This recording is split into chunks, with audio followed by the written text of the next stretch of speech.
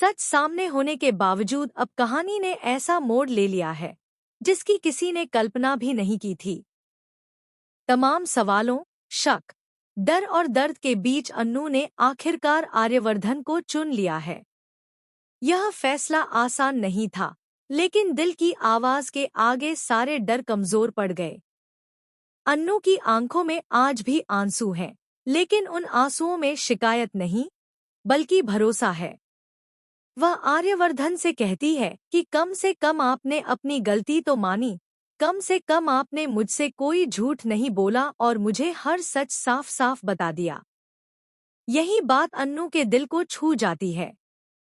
वह साफ शब्दों में कहती है कि जो भी हादसा हुआ है उसकी तह तक हम जरूर जाएंगे और असली गुनहगार को दुनिया के सामने लाकर रहेंगे, चाहे रास्ता कितना भी मुश्किल क्यों न हो।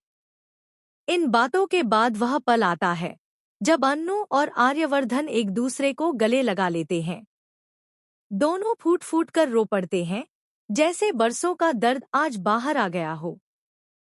उस एक पल में अतीत के सारे जख्म, सारे अधूरे सवाल और सारी गलतफहमियां बह जाती हैं। क्योंकि अब सच्चाई यह है कि अन्नू ही राजनंदिनी है।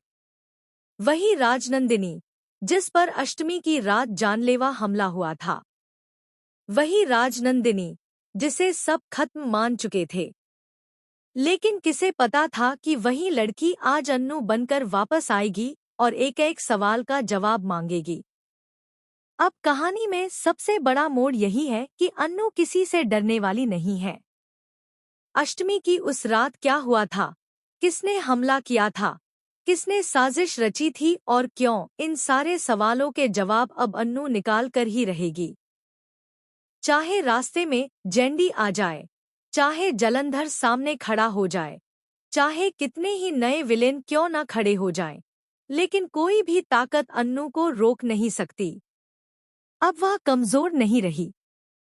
अब उसके अंदर एक आग जल रही है जो उसे सच तक पहुंचाकर ही दम लेगी।